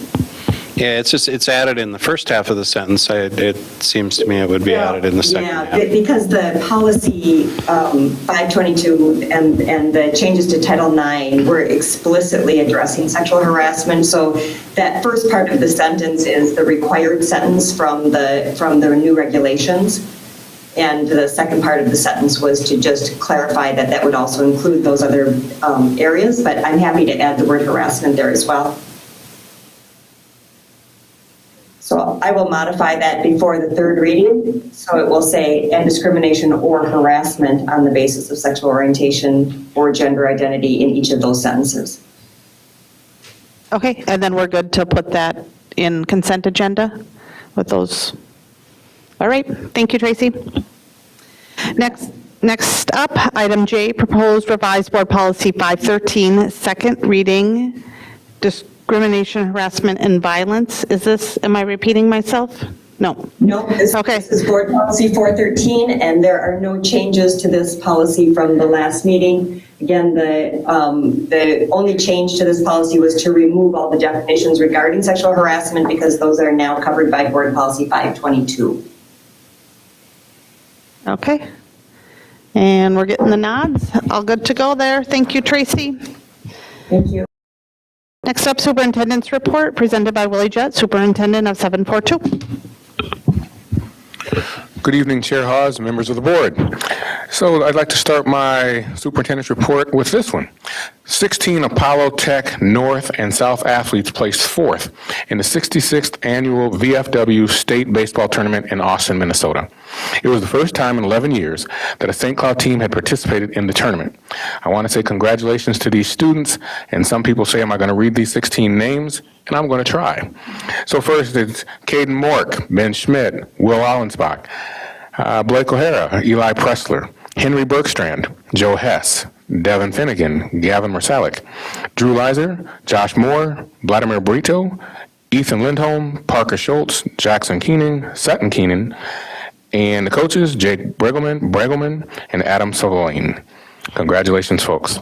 Second, Apollo students, Callan Hanslick-Brill, who plays oboe, along with Lily Weitzel in orchestra, qualified for the state band and orchestra. Tex Faizine Ahmad playing the violin, was also named to the All-State Orchestra. They attended the state orchestra and band camps this summer, working with professional musicians and professors, and will perform in a concert in February. Third, the St. Cloud Rocks Project, SAVE Foundation, in conjunction with its founding partners at Marco Wells Concrete and Bank Vista, awarded a $5,000 grant to Arise, a recreational inclusion support endeavor. It's a program that provides support for children with disabilities in many central Minnesota cities so they can access and participate in recreational programs alongside their peers. And with that, I conclude my superintendent's report. And just as a reminder to cabinet members who are virtual, please put your microphones on mute. I could just hear them. So. Okay, next up, we have Board of Education Standing Committee reports. We have 2 reports. First up, Achievement, Integration, and Equity Committee. Natalie Ringsmuth, Chair. Thank you, Chair Haas. We did meet this week. We discussed equity strategies. Ellen Stewart came and presented that to us after some discussion we had here on the at the board meeting a couple months ago, I think it was now. And so Ellen shared with the committee some of the strategies that the equity team uses to ensure that all students can succeed in our district. And she talked through resources for staff, families, and students, as well as groups and assistance that the equity team provides for staff, families, and students. We also talked about an LGBTQ plus update, and Dr. Putnam let us know that things are continuing to go well in the middle school and high school. Now having groups there in those in all of our secondary schools. Let's say that. She also talked about the progress we have made and the things that we have learned about gender-specific bathrooms in our transitioning students. She also talked about training that our administrators received regarding locker rooms in our transitioning students as well. And we discussed that there are procedures in place for students who wish to change their name in the district. It used to be that there needed to be a legal name change, but this process has changed a bit in the district and is intentionally driven by the student. And then we also discussed the possibility of a parent group for parents of LGBTQ plus students. And our next meeting is September 21st at 8 a.m. Thank you. And then next up, Finance and Audit Committee, Al Dahlgren, Chair. The School Board Finance and Audit Committee met on August 12th. Present were Gary Ganji, Scott Andreasen, myself, Amy Scalarud, and Monica Segura-Schwartz. We had Jackie Knowles from KDV, Bergen KDV, and Mike Spanier attended also. The first item on the agenda was the preliminary audit plan. Jackie Knowles from Bergen KDV reviewed the preliminary audit plan, and the audit plan is very similar to what we have audited every year, with the addition of testing specific to the federal COVID relief funds. There's been quite a bit of money that's been handed out this past year for COVID relief, and so they will be auditing how we use those funds. Second up was the Mckinley elevator change order that was from our consent agenda this evening. The item, the change order total is approximately plus $75,000, which is a fairly large change order. The total cost of the project is just over $500,000. Mike explained that the building is structurally solid. However, the backing behind the brick was discovered to be not adequate, so they had to do a structural rebuild of the building, putting up temporary walls and doing additional demolition work. These changes will change the project completion date from August 20th to September 24th, and the elevator will be delivered in October. And if you know, it's the only elevator that Mckinley will have in that school, so it is a necessary element for us to really continue using that school in any kind of functional way. Clark Field update. Amy reported that the city of St. Cloud still intends to take over Clark Field, but they're waiting until they can draft a formal agreement with the Friends of Clark Field Group to commit funding to do the necessary improvements. The district is committed to doing some necessary abatement work on the storage shed and another area. Amy is working with the city to develop a memorandum of agreement for access to Nina Creek Park, which the city will be developing in the future. And as you all know, part of our transfer to the city of the Tech property and the Clark Field property is that the city is going to grant us first right of refusal access to the Nina Creek Park when that is developed. And I believe they're planning on putting 3 softball fields and 1 baseball field. Is that correct, Willie? And then several soccer fields over at Nina Creek? Don't have it, do not know the precise numbers, but I've seen that or I've listened to that. And I know the soccer fields piece and I know the parks that you're talking about or the sports involved. I've heard all those. I just don't know the numbers. Okay. Well, anyway, it's been talked about since we first developed Tech High School, and that the park, the access to the park right there would be a really big deal for us because it would give us so many more fields of play and able to host larger tournaments and things like that. And this would be a memorandum of agreement with them for us to have that for a very long time. I don't know what the time frame will be, but it will be many, many, many years.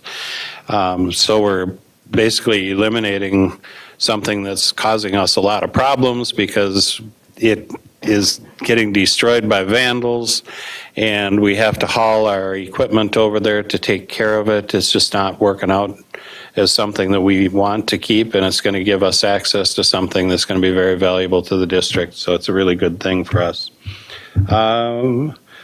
Next, the COVID-19 spending plan. Amy reported that a full presentation on the COVID-19 funding plan will be presented at a future board meeting. The presentation will include feedback from several groups, including community and members and staff. The committee discussed funding options to include COVID-19 funds for various projects, including renovations and furniture and things like that. I know that initially we had spoken and said that we were planning to meet towards the end of this month. We were going to have a special meeting of the Finance Committee. That meeting is going to be canceled. I haven't seen a notice yet, but I'm sure that Amy's working on that. And it will be coming to the board work session instead on the 1st for a full board discussion, and then any plans that would come from that would come to the meeting on the 22nd, towards the end of September, for board approval, and then send, not for board approval and sending off to MDH, or the board would sign off on it and then we'd send it off to MDH. We don't know if they will approve anything that we send to them until they look at it. So anything that we do is a tentative thing. It's not a permanent. It's not, if the board says yes, it goes to MDH and MDH can say no. So until MDH signs off on it, we have no idea. And that's what we talked about, and that was the end of the meeting. So we had a great meeting. I just want to add that the soccer fields are also used for lacrosse in the springtime, so we get a lot of use out of them. All-purpose fields. Yes. Okay, next up, future agenda items. Board of Education members may suggest items or topics for future board member agendas to the Board Development Policy and Governance Committee. September work session topics will include ESSER funding plan, 2021 summer programming review, project status update, and schools update. So this meeting is now adjourned. It is 8:28 p.m. Thank you for watching and participating. And our next board meeting is September 1st. Have a good night. Shannon, nicely done. Oh, thank you. Yes, sorry. Really? I didn't see it. You know, you heard some voices. Oh, they texted it to me. And so they texted it to me so that I could be aware in case I needed to tell you guys something. And so she and the police officers texted that to me. He flipped off somebody. Yes. Yes.